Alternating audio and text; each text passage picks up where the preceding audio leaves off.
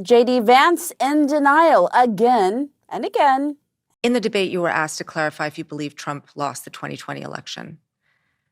Do you believe he lost the 2020 election? I think that Donald Trump and I have both raised a number of issues with the 2020 election, but we're focused on the future. I think there's an obsession here with focusing on 2020. I'm much more worried about what happened after 2020, which is a wide open border, groceries that are unaffordable. And look, Senator, Lulu, yes or no? okay. Did Donald Trump lose the 2020 election? Let me ask you a question. Is it okay that big technology companies censored the Hunter Biden laptop story, which independent analysis have said cost Donald Trump millions of votes? Senator Vance, I'm going to ask you again.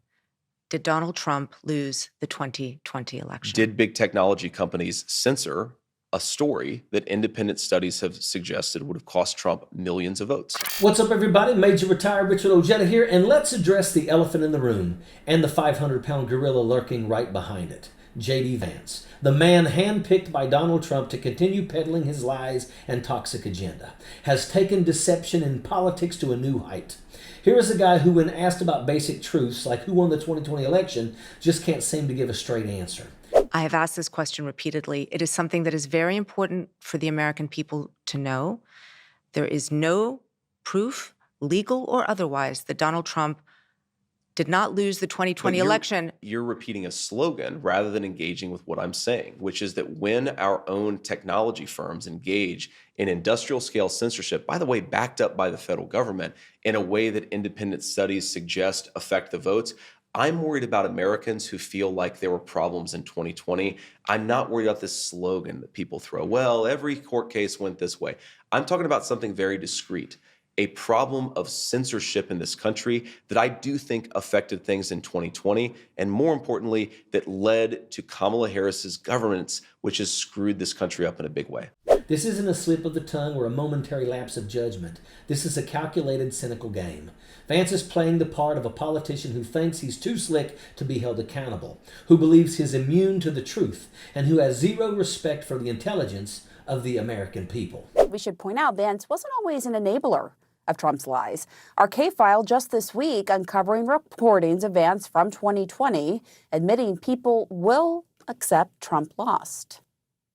I think that when Biden is inaugurated, people will, more or less accept it, and it'll be on to the next fight. J.D. Vance is the guy who, when asked to clarify if Donald Trump actually won the 2020 election, dodges like he's trying out for the Olympics gymnastics team. He was given chance after chance to just say it like it is, and he flat out refused. The truth? It doesn't matter to J.D. Vance. What matters is holding on to power, keeping the MAGA base stirred up, and avoiding any semblance of accountability. And let's not forget how he got downright mad about being fact-checked during the debate. He couldn't handle a simple dose of reality because facing the truth isn't in his playbook.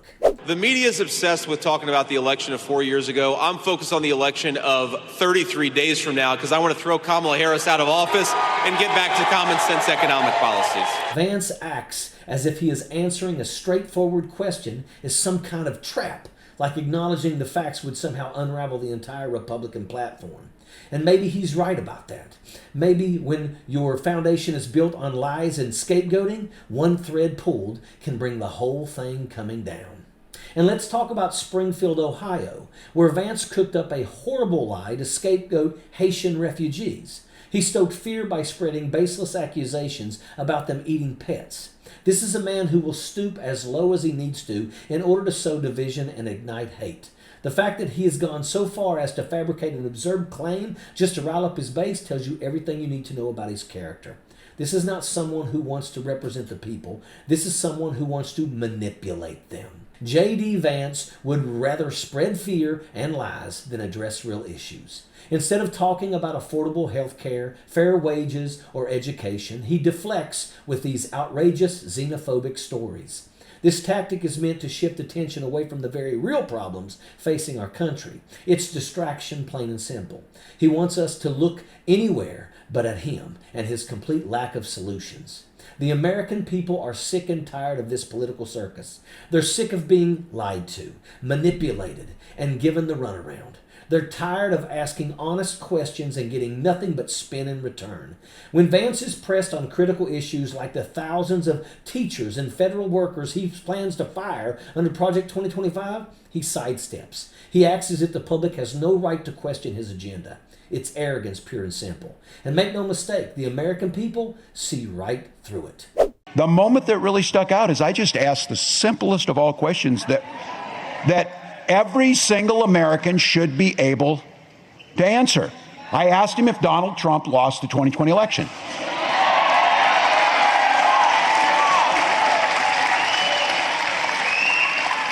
He refused to answer. With that damning non-answer, Senator Vance made it clear he will always make a different choice than Mike Pence made.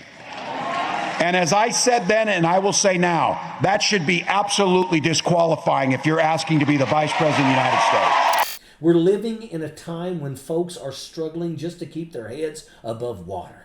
People are working harder than ever for wages that barely stretch to cover the basics. Families are trying to scrape by, hoping that maybe their kids will have a shot at something better. And here comes J.D. Vance, promising to gut federal jobs, dismantle public services, and hand out tax cuts to the wealthiest. Who is he really looking out for? Certainly not the people that he claims to represent. Vance and Trump are quick to blame others for every problem under the sun. Refugees, immigrants, people from Detroit or the border, anyone but themselves. It's always someone else's fault. This is nothing new. It's an age-old tactic designed to keep people divided, to keep them angry at each other instead of focused on the real issues. In Springfield, Ohio, he's blaming Haitian refugees. On the border, it's immigrants. In Detroit, it's marginalized communities. This is the GOP's playbook. Turn Americans against each other and create a common enemy.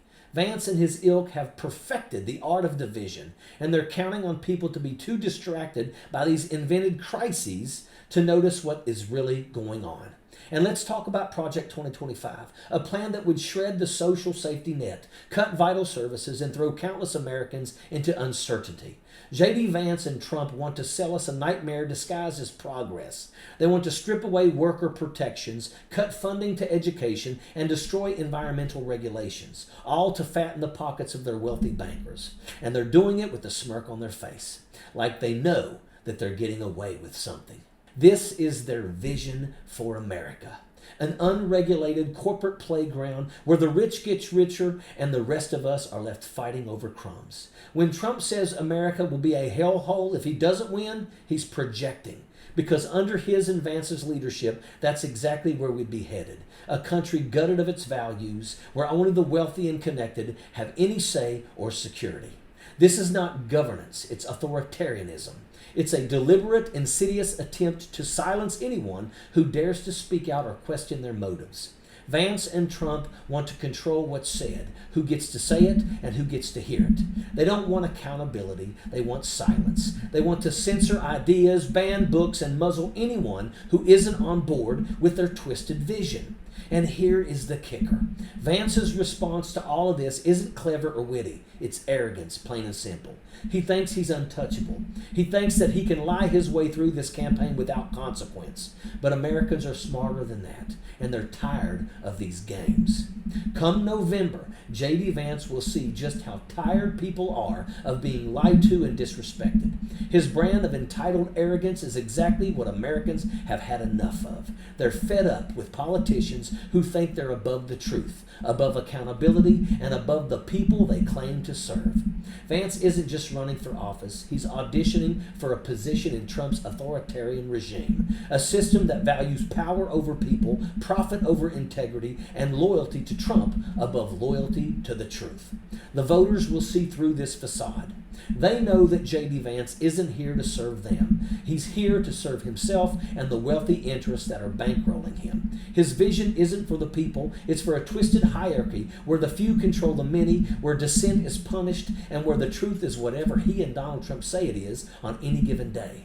But Americans are done being fooled. And come November, we're going to take a stand. It's time to remind J.D. Vance and Donald Trump that the people hold the power, and that America, no one is above the law or the truth, especially not Donald Trump. And that's a fact. Sappers clear the way, airborne all the way.